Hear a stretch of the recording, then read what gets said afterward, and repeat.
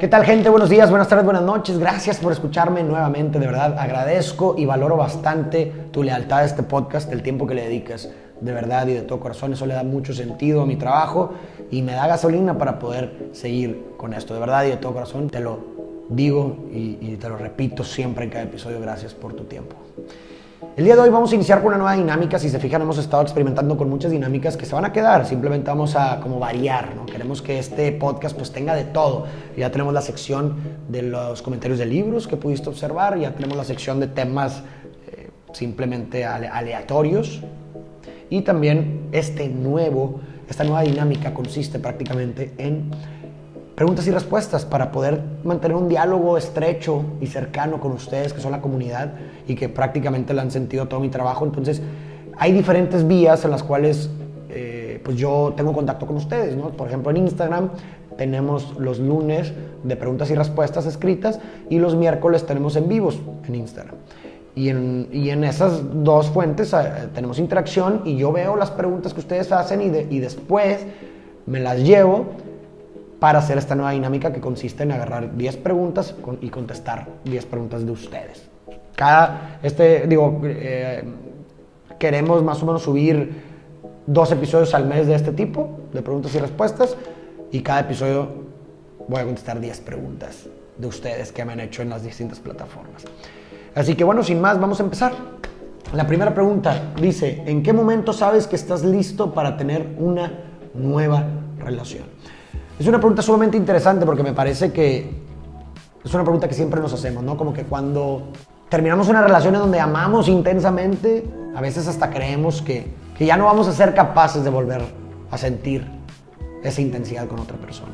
O nos preguntamos cuándo, precisamente como dice esta pregunta, cuándo va a ser el momento en el que vamos a poder volver a sentir eso. ¿Cuál va a ser el momento en que nos vamos a permitir nuevamente a sentir eso? Y me parece que no es un momento que se escoge voluntariamente, no es un momento que se decide, así como si de pronto en este momento digo, oye, ya estoy listo para una relación y pum, como arte de magia, listo, ya estoy listo. No, me parece que ese es un momento que surge espontáneamente, es un momento eureka, que de pronto amaneces un día y sientes que ya estás listo. Es un momento espontáneo, pero me parece que se provoca conscientemente. Ese momento eureka se provoca conscientemente. ¿Cómo se puede provocar conscientemente? Desde mi parecer, trabajando en ti, teniendo tiempo para ti, resignificando o significando relaciones y sucesos del pasado, yendo a terapia, puede ser también una forma. Ese tipo de actividades nos ponen, me parece, dentro de un proceso que nos encamina hacia la dirección de ese momento eureka, de ese momento espontáneo en donde de pronto amanecemos y sentimos esta apertura para volver a conectar con nuevas personas. Conociendo nuevas personas también es una forma de provocar este momento eureka, me parece. Segunda pregunta: recomendaciones, sugerencias para el resentimiento o la envidia. Es sumamente interesante este tema.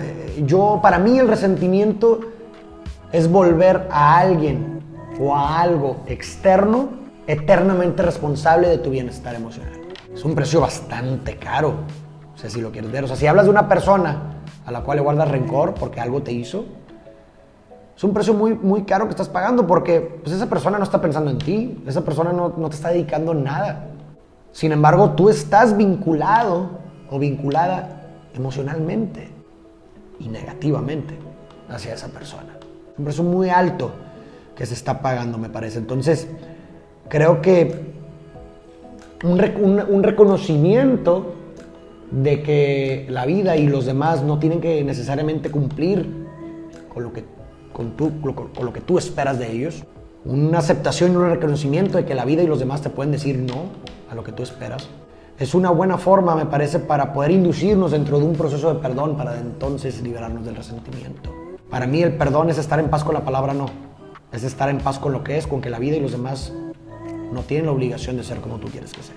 Aunque duela y sea difícil, pero no tienen esa obligación, porque si no vamos a estar condenándonos a una vida de pura decepción y de puro resentimiento. Y entonces después de este reconocimiento y después del luto, llegar a una aceptación Una aceptación surge cuando uno es capaz de decir que está dispuesto a darle una oportunidad a lo que sea que sigue. Eso es aceptación. Y cuando se llega a ese punto me parece que uno se libera del resentimiento. Y hablando de la envidia, me parece que viene desde el mismo lugar, o surge del mismo lugar, o de la misma raíz que de la inspiración. Ambas surgen de la comparación. La inspiración y la envidia surgen de la comparación. Me parece que la diferencia fundamental de las dos es que la envidia no solamente es un deseo de lo que el otro tiene, sino que lo característico es que es un deseo que el otro lo pierda. No es tanto que yo quiero lo que tú quieres, sino más bien quiero que tú pierdas lo que tienes. Eso es lo fundamental dentro de la envidia. A diferencia de la inspiración, que también surge de la comparación, pero la inspiración no es quiero que pierdas lo que tú tienes, no. La inspiración es me encanta lo que tú tienes, me encanta lo que has hecho y quiero buscar hacer lo mismo para mí. Y no necesitas perderlo tú. Simplemente lo agarro, insisto, de inspiración para darle dirección a mi vida. Son muy diferentes en ese aspecto, pero surgen de la misma raíz.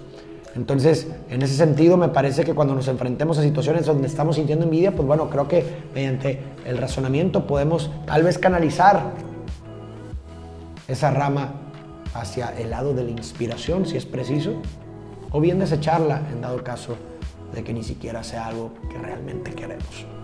¿Cómo retomar la intensidad de la lectura? Una pregunta sumamente importante y me parece que no nada más aplica para la lectura, sino para cualquier hábito que quieras construir. Me parece que es importante fijarte primero una meta grande, una meta a largo plazo, y después descomponer esa meta en pequeñas metas. En pequeñas metas en donde la primera meta sea fácil de hacer y la dificultad vaya incrementando progresivamente. Por ejemplo, si llevas muchos años sin leer o muchos años sin hacer ejercicio, pues quizás puedes empezar la primera semana leyendo 5 páginas, algo sencillo, algo que sí puedas hacer para que te demuestres que puedes hacerlo. Finalmente los hábitos se construyen con frecuencia y repetición. Entonces, haciéndolo fácil en primera instancia se te va a hacer fácil con el tiempo leer 5 páginas. Y después puedes aumentar la cantidad con el tiempo y a lo mejor después de 2 semanas incrementarlo a 10 páginas. Y así te vas sucesivamente hasta que finalmente logras el objetivo que tienes final de tal vez leer 40 páginas al día. Y ahí está construido el hábito y has vuelto a esa intensidad de la lectura. Lo mismo con el ejercicio, tal vez si nunca has hecho ejercicio o llevas muchos años sin hacer, puedes empezar haciendo 10 minutos de ejercicio, corriendo 10 minutos y luego lo incrementas progresivamente y así podemos hacer mucho más fácil la construcción del hábito. ¿Cómo trabajas para el miedo? Es una pregunta sumamente importante. Me parece que lo fundamental que hay que entender dentro del miedo es que el miedo funciona por experiencia, por asociación. El miedo se produce gracias a una almendrita que tenemos en el cerebro que se llama la amígdala, que la amígdala es la responsable de producir la sensación de miedo. Y esta amígdala, esta almendrita, funciona, insisto, con base en experiencia. Es decir, asocia cierto objeto o cierta situación con un peligro para nuestra supervivencia y entonces a través de esa asociación produce la sensación de miedo. El gran problema es que evolucionamos hace miles de años. Este hardware que tenemos evolucionó hace miles de años. Nuestra almendrita evolucionó hace miles de años cuando tenía que estar preocupada por N cantidad de peligros alrededor. Y el problema es que nuestra realidad o el software actual es del 2021. Por eso es tan hiperactiva la amígdala y cree que cualquier cosa puede ser un verdadero peligro para nosotros mismos. Entonces, teniendo esto en cuenta, hay que entender que el miedo no se desvanece antes de la experiencia. Es decir, a la hora de enfrentar un miedo no te da menos miedo, sino que te haces más valiente. Y una forma de poder enfrentar los miedos, y creo que prácticamente todos los sistemas teóricos en psicología coinciden en este punto, son las terapias de exposición. ¿Qué quieren decir las terapias de exposición? Son terapias en donde uno se expone progresivamente a pequeñas dosis del miedo. Si decimos que el miedo funciona por asociación, es decir, con base en la experiencia, entonces la forma de demostrarle a la amígdala que cierto objeto, cierta situación no representa un verdadero peligro para ti, es con experiencia, es haciéndolo. Entonces, por ejemplo, si le tengo miedo a hablar en público, pues a lo mejor no voy a empezar exponiéndome a 100 personas. Quizás pueda exponerme primero a mi papá y mi mamá, a 2 personas, para demostrarme que puedo hacerlo y que hablar en público no representa un verdadero peligro para mí. Y aumentar la exposición al miedo en pequeñas dosis. Hay que entender que, bueno, pues obviamente el miedo tiene su función. Si te está persiguiendo un asesino, entonces está bien sentir ese miedo, porque verdaderamente representa un peligro para ti. Pero cuando sientes miedo por cuestiones como hablar en público, pues hay algo raro ahí. Entonces, bueno, esta es una forma para entender, una perspectiva para entender cómo funciona el miedo y por consecuencia a enfrentarlo, no hacer algo al respecto. ¿Cómo sabes que fue buena idea terminar? Híjole, ¿cómo sabes que fue una buena idea terminar? Yo creo que nunca sabes en el momento. Yo creo que hay una cita que me encanta de Kierkegaard que dice que la vida solo puede ser comprendida hacia atrás, pero tiene que ser vivida con la mirada de frente. Si te fijas, los actos los catalogamos como buenos o malos una vez que han pasado las consecuencias de dichos actos o de dichas decisiones.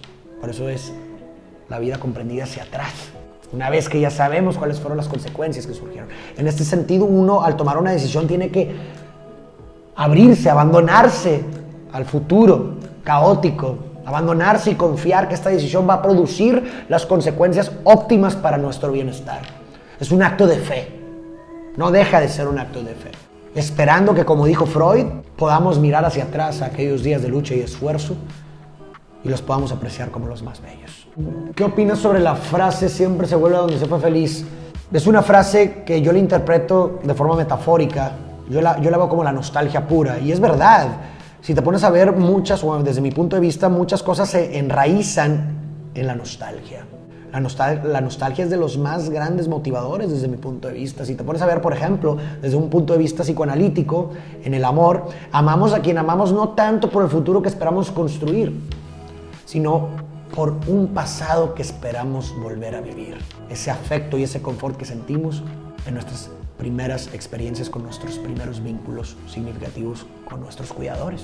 Es nostalgia pura.